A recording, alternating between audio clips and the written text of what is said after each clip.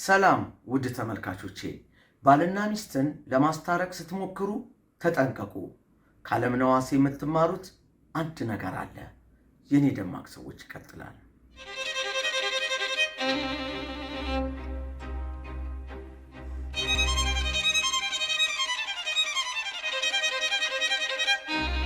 የኔ ደማቅ ሰዎች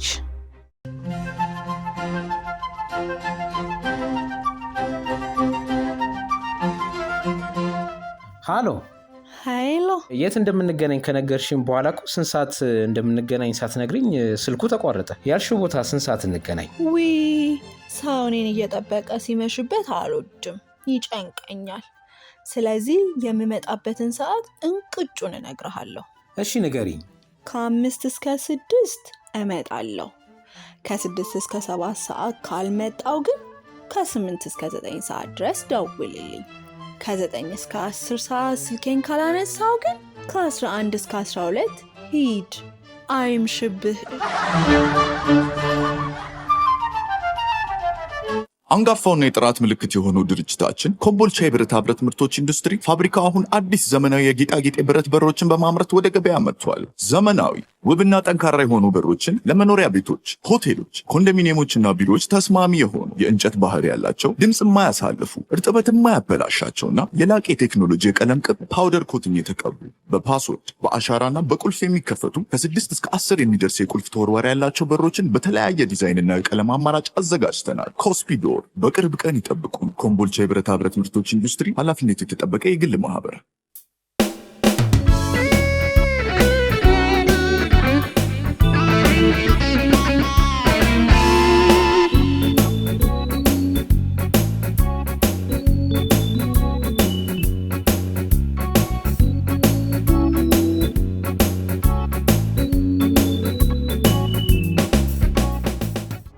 አስራ ሁለት ቅበረኝ። አንድ መጽሐፍ ላይ እንዲህ ተጽፎ አነበብኩ። ከአልዛይመር ቀጥሎ ሰውን ለመዘንጋት በሽታ የሚዳርገው ዝነኝነት ነው ይላል።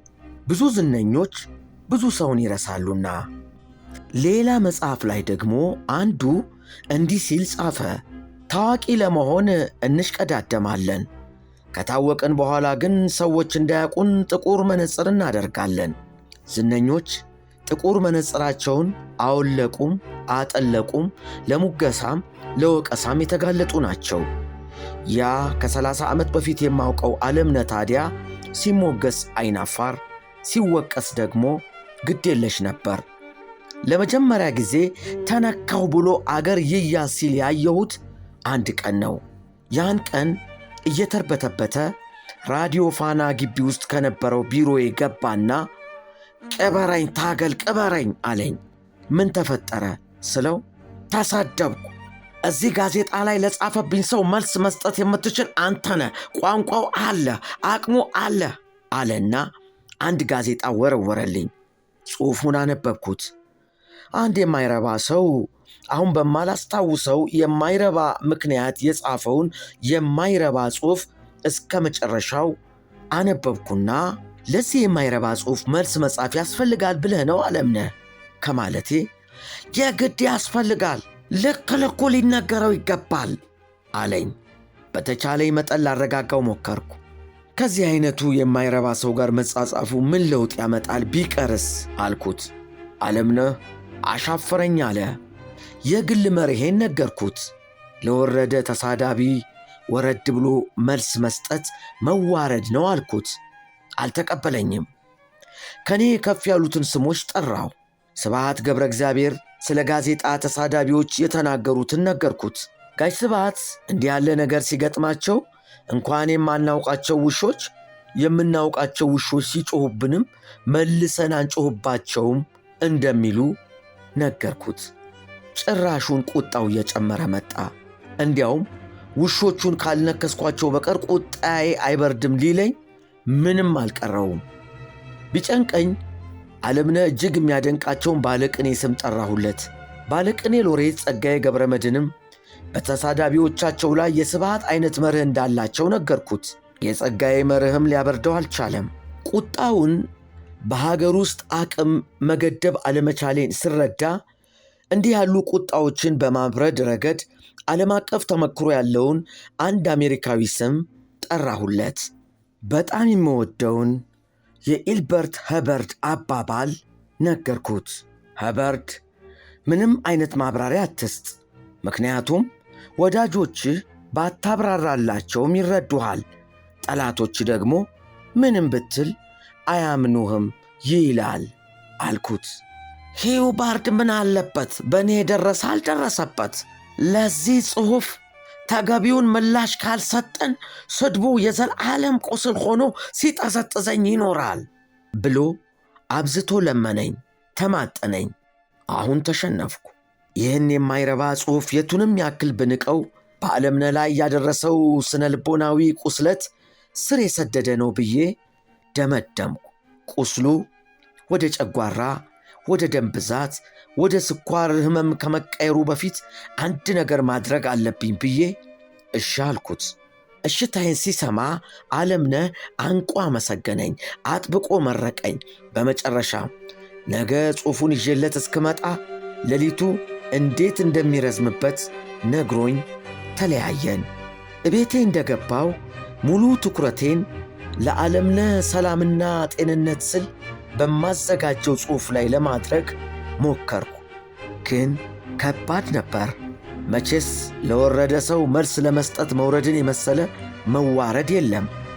ጓደኝነት በለጠብኝና ራሴን ለዚህ አይነቱ ውርደት አዘጋጅቼ ብዕሬን አነሳው።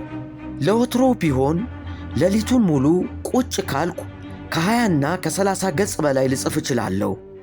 ያን ቀን ግን ግማሽ ገጽ የማትሞላ መልስ ለመጻፍ ሙሉ ሌሊት ቁጭ ብዬ አደርኩ። ያላመኑበትን ነገር ሌሎችን ለማስደሰት ሲሉ መጽሐፍ ምን ያህል ስቃይ እንደሆነ ለመጀመሪያም ለመጨረሻም ጊዜ ያየሁት ያን ቀን ነው።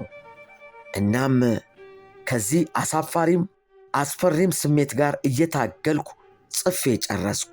ለወትሮዬ ስጽፍ ካደርኩ ራስጌ ካለው ግድግዳ ላይ ብሞት እንኳ እንዳትቀሰቅሱኝ የሚል ጽሑፍ ለጥፌ ተኛለሁ።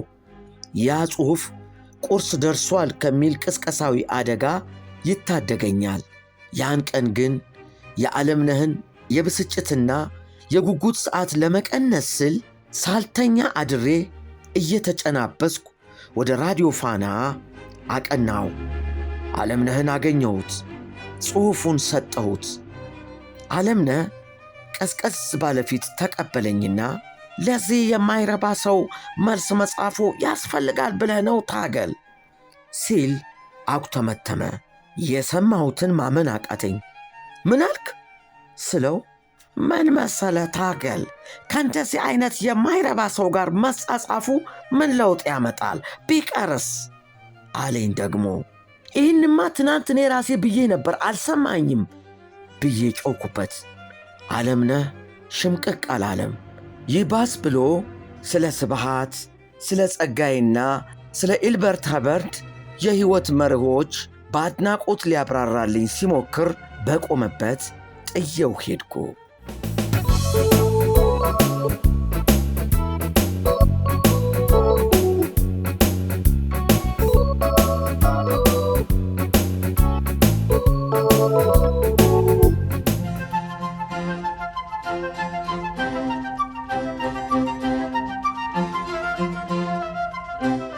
የራስን ድክመት በሌሎች የመላከክ አጉል ልማድ የሚጀምረው ከልጅነት ነው።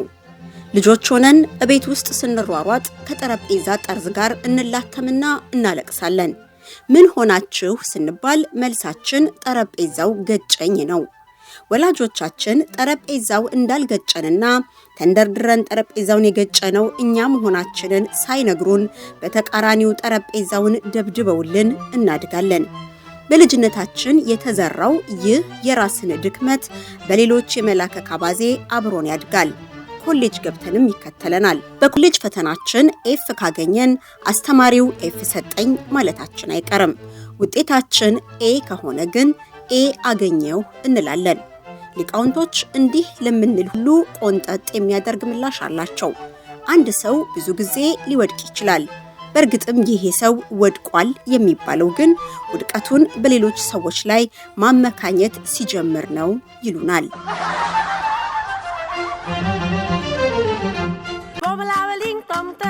ሪል አይስክሬም የልጆቹ ጉጉ እርሶም ቀመስ ያርጉ። ሪል በቸኮላት አይገልጸውም ቃላት፣ በማንጎ ቫኒላ መጣፈጡ ሌላ፣ በስትሮቤሪ ቀኖን አሳማሪ፣ በሞካ በላቴ ወደድኩት ካንጀቴ። ቀምሰው ያረጋግጡ ምላሶ ዳኛ ነው። ለልጆቹ የሚያምጡ ልደት ማድመቂያ ነው። ለፍቅረኛም ሚስጡ የፍቅር ቋንቋ ነው። ሪል አይስክሬም የመጪው ዘመን ጣዕም ይወዱታል በጣም።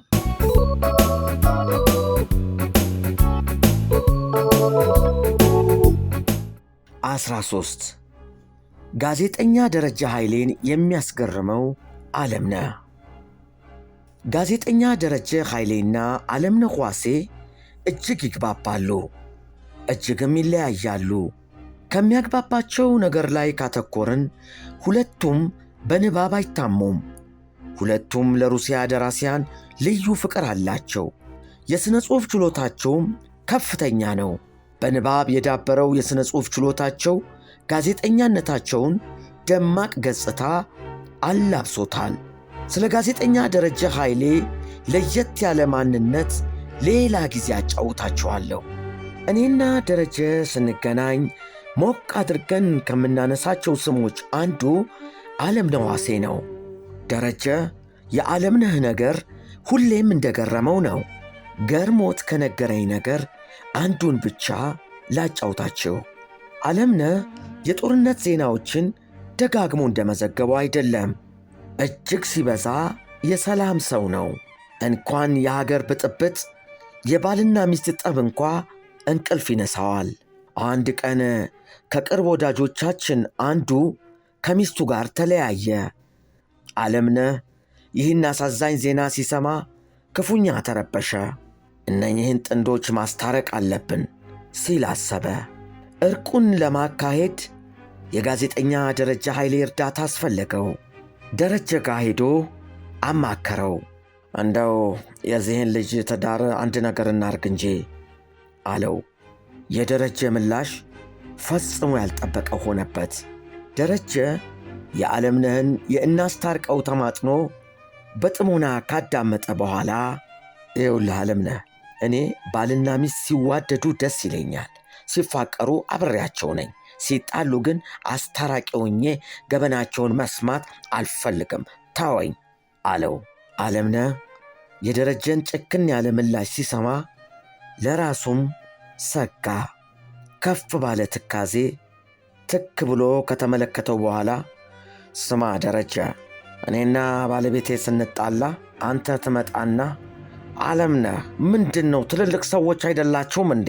ተስማሙ እንጂ ታረቁ እንጂ ስትለኝ እንደ እብድ አንባርቅብሃለሁ። በፍጹም አይሆንም። አንተን በትዳራችን ላይ ማን መካሪ ያደረገ? ምን አገባ? ተወኝ፣ ዞር በል ብዬ እጮህብሃለሁ። አደራህን ደረጀ፣ ዓለምነህ እንዲህ አለኝ ብለህ ትታይኝ ከሄድክ እንደ ገደልከኝ ነው መቆጥረው አለው።